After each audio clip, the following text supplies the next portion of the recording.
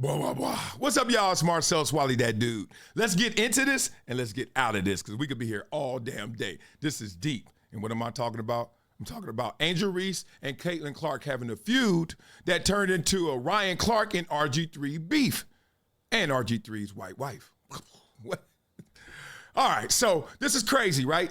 Both of these guys, though, and we're not going to do this because it's too long, both wrote about what their videos were about. And they eloquently describe what they were trying to show in those videos. Now, the videos give you a different shock value, so a lot of it gets lost, but we're going to talk through it and referee it. But I want you to understand what they were really trying to say. In summation, it seems like this. If you're Ryan Clark, you're telling RG3, look, you can't talk bad about Angel Reese, a black woman, knowing the plight of the black woman and the stereotypes and tropes of the black woman, especially when you're married to a white woman. I'm summing this up right now before we get deep into the details. But if you really respect sports, you understand that every cheer and every boo creates a rivalry, which creates heroes and villains. And every cheer and every boo is not just cheer and boo. It's not boo. It's actually slurs, words, we hate you, we love you, etc., right? So if you're Angel Reese, you always hear that you're this angry black woman or jealous black woman, right? That's how the boos sound to her. But you want to know how the boos sound to Caitlin Clark? Oh, you're an enabling racist. Look at your fan base. All of them are racist. So everybody gets to smoke. If you know sports, and we're going to take you there at the end, you're going to know what I'm talking about. So RG3 is looking at Ryan Clark like, hold on, dog. You trying to invalidate my blackness because I married a white woman. Because I have white wives. It's my second wife, that's both white. But Ryan, in invalidating, trying to at least, RG3's blackness, forgets that he has a white baby mama. And if you have that, are you invalidated? Is your daughter not black? Is she invalidated? Etc. So it's a logical fallacy to even try and tangle them up and like, you're not really as black. It's this race and this thirst for this black card if you're RG3 looking at Ryan Clark. That's what they're trying to say. All right, but let's see what they really said. This is Marcellus Wiley with an urgent message for anyone struggling with over $10,000 in credit card debt. Here's what you need to do right now. Visit pt.monitordebt.com. They've helped thousands reduce what they owe by dealing directly with creditors, cutting balances by 30, 40, even 50%. This isn't a loan. This is a proven debt settlement program where you make affordable monthly deposits while they do the heavy lifting. Many clients become debt-free in 24 to 48 months. Don't wait another day drowning in interest. Call 866-204-0071 or visit pt.monitordebt.com. Your financial freedom is waiting. It's just one phone call away. Let's go. So where was this type of reaction last year when Angel Reese got chokeslammed by Alyssa Thomas of the Connecticut Sun? Y'all remember that? She got fouled so hard, they kicked Aaliyah Thomas out the game with a flagrant 2 foul. So he's trying to point out the inconsistencies, emotionally, physically, in altercation. Hold on. When Caitlin Clark does something to you, act like the world coming to an end, you want all the smoke. But when another player does something to you, and a black player, you cool. Well, it's really not black and white between those two. It's not Caitlin Clark, I'm mad at you because you white. I'm mad at you because you got the throne, and they won't give me my pie. They won't give me my share. So that's where it goes. She let the sisters go, not because they sisters, it's because they ain't got the throne. Caitlin Clark got the throne. What did Angel Reese do? Nothing. She didn't get up and try to swing on her. You know why? The reaction was different because of who did it. Yeah. And there is a lot of history there with Caitlin Clark and Angel Reese. And remember, the history is not because she's white. That's not what I take away from it. I take away from it is I'm as good as you in my mind, or I beat you as a champion, and why are they always talking about you? That's what it is. You guys remember last year when Angel Reese celebrated Kennedy Carter getting that flagrant foul on the hip check against Caitlin Clark? You remember that? On the sideline, just, yeah, baby, get her, you get her. Who claps like that? And yeah, I do remember that. And I have not seen that before, where you are celebrating somebody getting a flagrant on someone, unless you don't like the person, unless you're jealous of the person, unless you resent the person, unless you hate the person. Because that ain't sports. That ain't how we get down, right? Like, You handle your own business. If somebody handles business for you and you celebrating it, you know you don't like that person. But who claps like that, RG3? Let's go. Who celebrates like that? Oh, I get it. Touche. For a flagrant foul on another player if they don't dislike that player. That part. Okay, you want some more evidence? Here's some more evidence. Remember last year when they were talking about who gets the credit for the expansion and the eyeballs and the popularity boost of women's basketball? Not just the WNBA, but women's basketball in general, because of the spike in the women's NCAA tournament and WNBA viewership. A lot of people were attributing that to Caitlin Clark, and rightfully so. This is what Angel Reese had to say, and I quote, "People are talking about women's basketball. You never would think they'd be talking about women's basketball. People are pulling up to the games. We got celebrities coming to the games, sold out arenas just because of one single game. Just looking at that, I'll take that role. I'll take the bad guy role, and I'll continue to take that on to be that for my teammates. I know I'll go down in history. I'll look back in 20 years and be like, the reason we're watching women's basketball is not just because of one person. It's because of me, too. I want y'all to realize that." Okay. A little extra sauce on how he read it, and I know where that took Ryan Clark at least. I get it.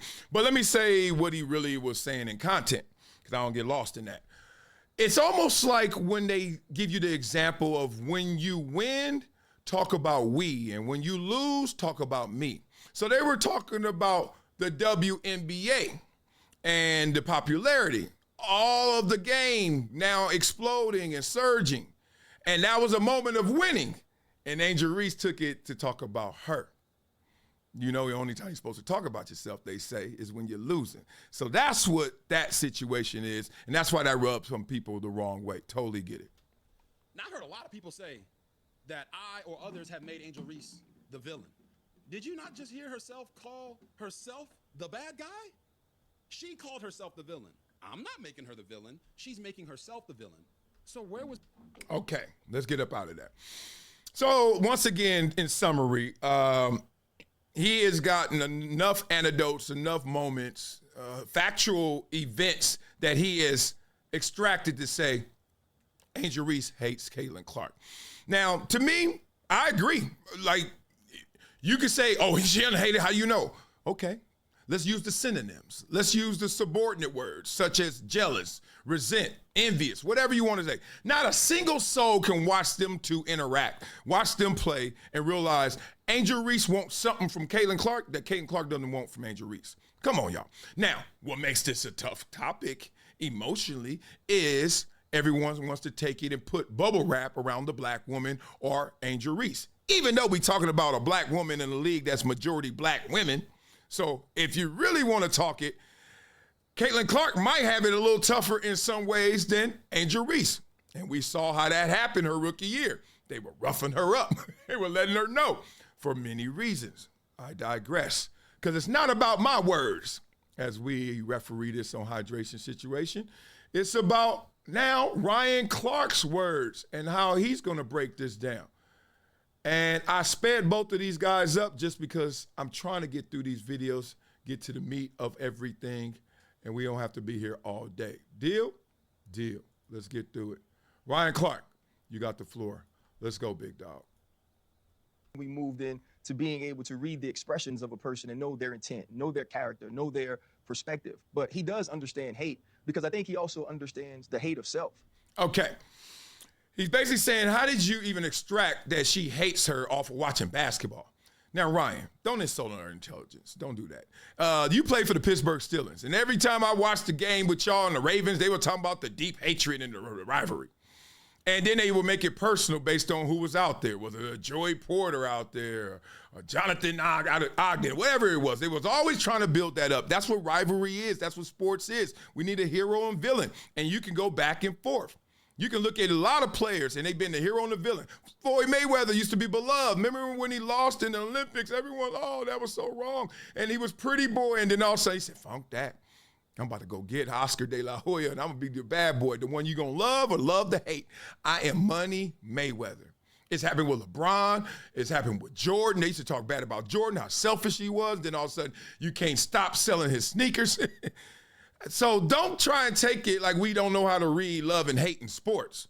But also, you made a point about, in this situation, going further than that. So I'm going to let you go further.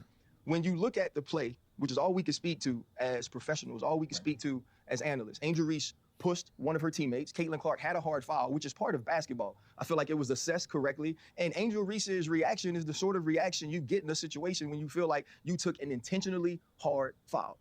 Okay.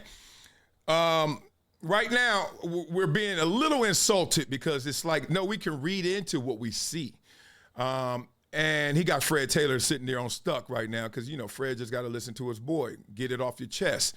The only thing that went out of bounds, really, because one of them is just like insulting us. Like, dog, we can see what we see. But the other thing was how RG3 has the hate of self, which is self-hate. But he basically said RG3 has a hate of self. And that was the first implication, the first way he was implying that because he has those white wives, he ain't understanding this black cultural experience of calling her, Angel Reese, a hater. And that's going to attach to the plight of the black woman. I know I said a lot. Let him say more. That's competitiveness. That's rivalry. That's not hate. And so now, though, when RG3 jumps on to the hate train or to the angry train and now follows along with what we saw from Keith Olbermann, what we saw from Dave Portnoy as they poured on to Angel Reese to make her the villain in Caitlin Clark's heroic or hero story. Right. The one thing we know about RG3 is he's not having conversations at his home about what black women have to endure in the Okay. I'm going to go back. Oh, shit. Now we going into deep waters fast, right? Life vest better been on already. Okay. Like Dave Portnoy and Keith Olbermann and what they said, connected to RG3, that's a loose connection because RG3 didn't come at it that way. But more importantly, if you look at it, what RG3 is trying to say is there is a rivalry there. There is some jealousy there. There is a resentment there. There is some envy there. There is a hero and a villain. And this is the craziest part. Ryan Clark knows that even the good guys can be heroes and villains. Kobe Bryant was a hero and a villain. Kobe Bryant was so beloved when he first got into the league. And, you know, Brandy and the Coke and McDonald's kid. And then Colorado. And then villain, Black Mamba. And then girl dad. That's the same dude. Rest in peace, Kobe Bryant. I could keep going with this, but wait to the end. I'm going to show y'all that this is out of bounds when you say, oh, you can't call nobody a hater. Oh, yes, you can. And yes, they have. But let's get deep. Story. Right. The one thing we know about RG3 is he's not having conversations at his home about what black women have to endure in this country, about what young black women and athletes like Angel Reese have had to deal with being on the opposite side of Caitlin Clark's rise and ascension into stardom. Now, when you look at it, that's tough. I don't know about y'all in y'all own homes. I'm in my home right now. I have a lot of conversations about a lot of people, a lot of races, both genders. Like, we talk about everything because it's home. Who doesn't go home and unpack, download, and go there? My group text will get me fired from everywhere I've ever worked. Yours too. When you at home, the stuff you say, come on, man. So regardless of his wife and her input, he has a black mama. He has black sisters, black daughters, aunties. Somebody talking about black women in that house, even if you don't want to attribute it all to his white wife, which I don't think excludes her. Because I am a black man and I talk about white people, good, bad, and ugly. Like I talk about black people, good, bad, and ugly. Depends on what you did. So that's another kind of subtle insult to our intelligence. I think A'ja Wilson is the face of the league. A'ja Wilson is the best player in the league. Caitlin Clark is the most important player in the WNBA. And a ton of her fandom has come along with some racial bias or some racial pieces to why people love her so much. And okay, like I get A'ja Wilson is a beast and all that and the best player by far, but that doesn't mean you the face. That doesn't mean you are the face because right now, if you just go around globally and ask people who they're thinking about Caitlin Clark. It's just the way it is. Raise your hand if you agree. Yep. So now if you're RG3, when is the last time within your household you've had a conversation about what she's dealing with? You haven't been able to do that because in both of your marriages, you've been married to white women. Okay, what does it matter that, I'm just trying to really figure this out. What does it matter that I know what she's going through? I don't care. Do you think I cared about what Floyd Mayweather was going through? No, I wanted to see the fight. I wanted to see him beat up Oscar, or Oscar beat him up. Like, that's what it creates, the hero and the villain, and they flip-flop. Wait to the end, y'all. You haven't had opportunities to have those conversations to educate you on what they're feeling, what Black women deal with, what they're seeing when they think of a young Angel Reese. And the whole time that he's mimicking Angel Reese and bobbing his head and moving his neck while he's doing this whole piece, his wife is in the back amening and clapping. Okay, now that it was too spicy in terms of doing that, but it doesn't bother me. I'm not sensitive like that. But obviously, Ryan Clark is sensitive, and he's not sensitive for himself. He's sensitive for Black women. And that's what the troubling part is. You're trying to undermine RG3, and you're saying you're not being sensitive, and I could tell why, because you got a white wife. But then RG3 could retort and say, but then you got a white baby mama. What you doing? I'm not undermining you. I don't think you are excluded. You're not being insensitive because of her, or you're being overly sensitive. Maybe it's the overcompensation you're doing because of that situation. But the point is, stop saying something so bland, something so distant from reality, like, you don't know what you're talking about because you ain't it. That's like me, Marcellus, you don't know what it is to be a woman. You're right. But that don't mean I don't talk about women. Do not put Angel Reese in the protective bubble.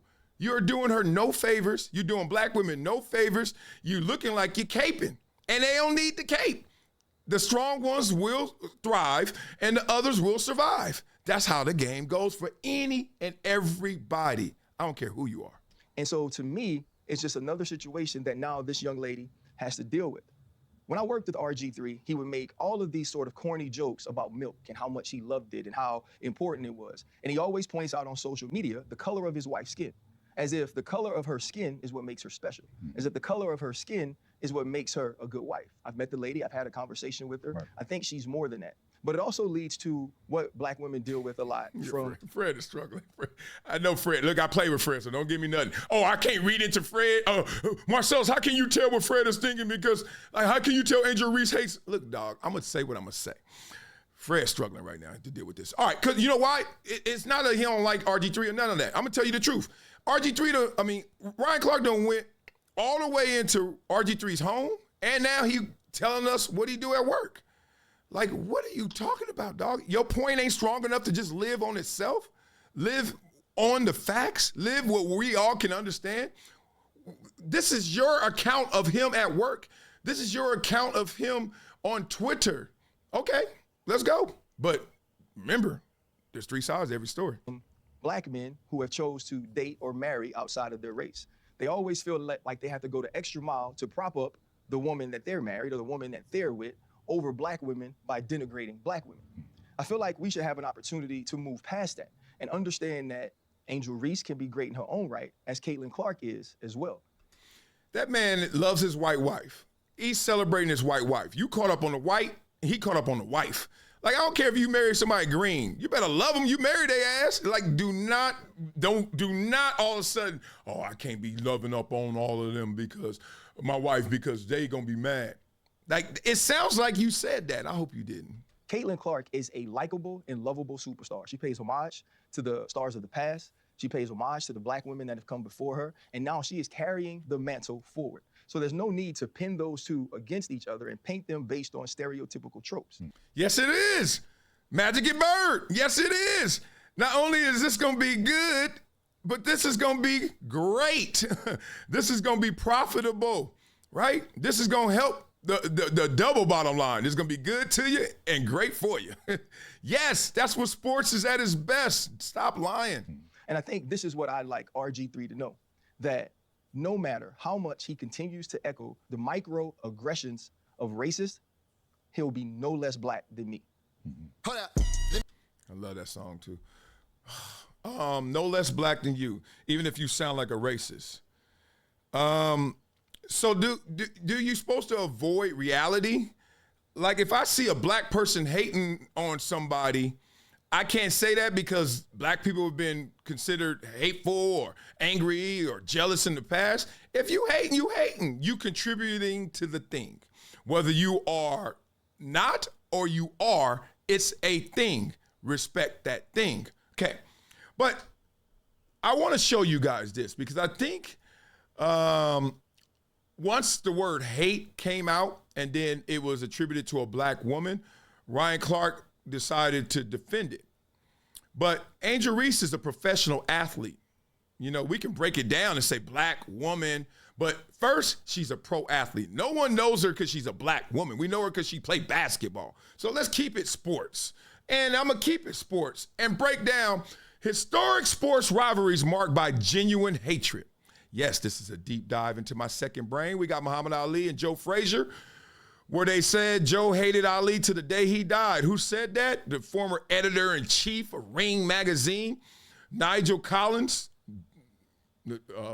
reputable journalist. Y'all remember Marco Antonio Barrera, Eric Morales? They used to talk about that. Here's the quote. Barrera and Morales genuinely hated each other back then and fought like it. Okay. Keep going. I'm going to go to F1. You can go there. I'm not going to read that one because y'all probably don't.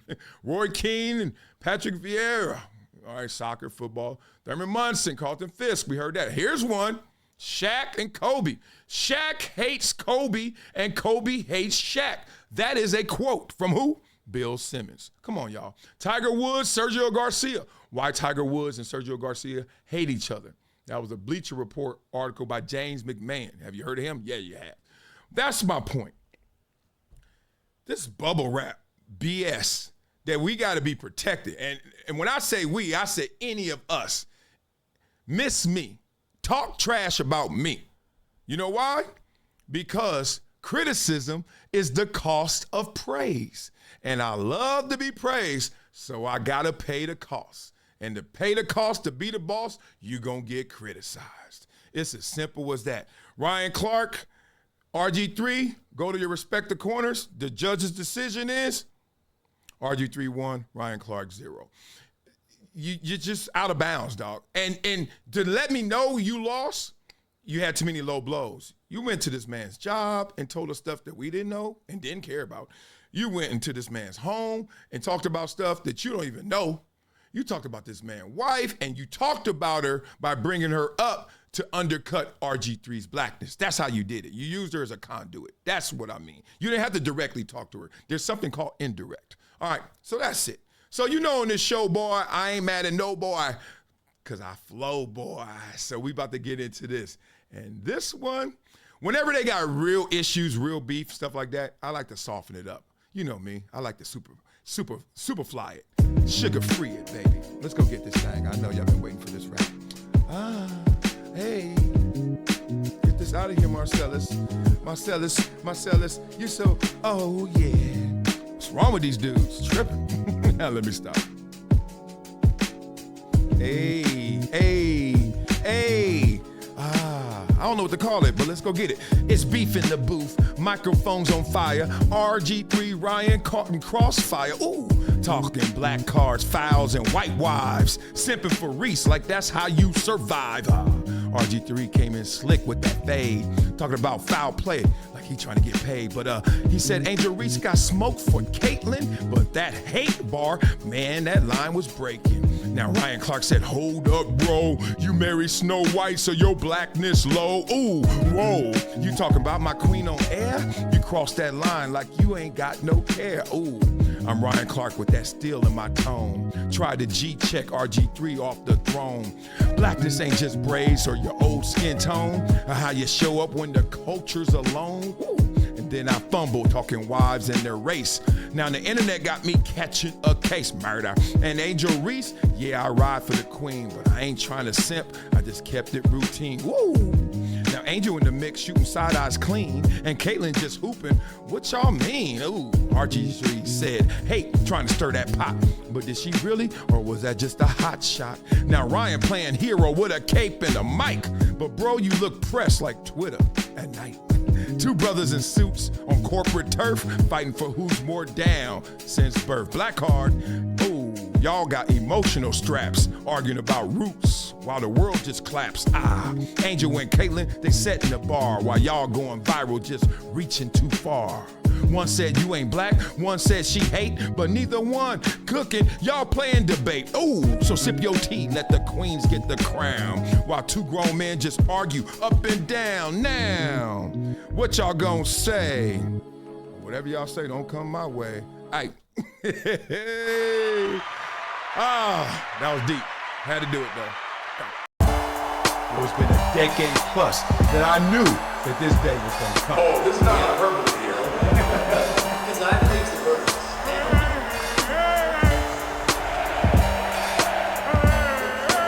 Time to hydrate. Hydration's the situation, so.